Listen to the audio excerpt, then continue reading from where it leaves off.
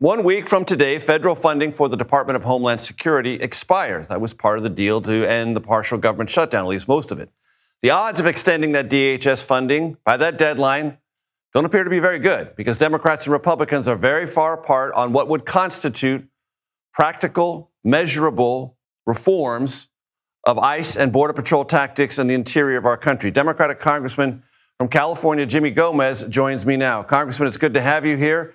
Several Democrats have told me that this is not a typical legislative negotiation. Renee Good is dead, Alex Preddy is dead, and something different has to be in part of these conversations because the result, they argue to me, has to be fundamentally different. Would you count yourself among those Democratic voices I've encountered?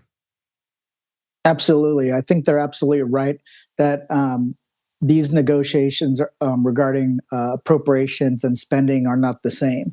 And that's because you have a president and an administration that's operating outside the bounds of the law. They're trying to use ICE and CBP, also agents within the Department of Homeland Security, not from keeping us safe, but trying to implement an agenda that is about cracking down on Democratic cities and Democratic states to send a message to the electorate. And right now, there is about $175 billion from their one big beautiful bill. It's a slush fund, essentially, that Trump can do whatever he wants, whenever he wants, especially when it comes to these raids. And that money is super dangerous. If we weren't dealing with, I think, with a bad actor and Donald Trump, who's somebody who doesn't stick to their word, we wouldn't have to insist on all these checks. But because this is somebody that doesn't want any congressional oversight, doesn't want Congress to tell them how to run the executive branch, this is something that we have to do because that money in his hands is extremely dangerous and more people are going to lose their lives. Let me just walk my audience through what you just said.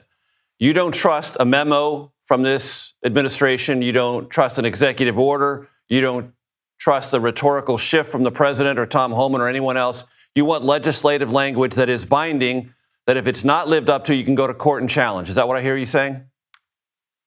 Absolutely. And that's because they have shown time and time again to ignore the letter of the law. Good example is that under appropriations language that we've included since 2020, members of Congress can go and do surprise inspections of any facility that's holding undocumented or documented immigrants.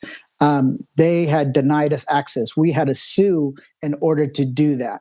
Then all of a sudden, they said, "Oh, the $175 billion is being used to run these facilities. Therefore, that language doesn't apply." So whatever he comes up with, whatever we do, they're going to lie about it. So the more legislative language we have, especially on spending bills, the better chance we have to hold them accountable. If not, they'll continue doing what they want to do, and then they'll make up facts and lie about it if the facts on the ground don't support their public narrative.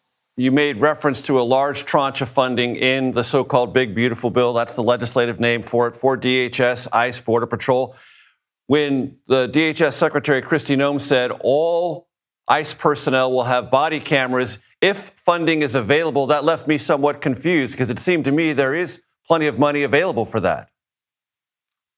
Exactly. There's plenty of money if they choose to use it. That money doesn't have a lot of guardrails or strings attached. At the same time, when it comes to body cameras, it's oftentimes mandated when you have to turn it on, when do you have to turn it on, how is it stored, all that language she doesn't talk about because what she's saying is not true. She's probably just saying, "Oh, we want to have them wear body cameras," but when money comes, they have plenty of money that's funded for the next 10 years, $175 billion.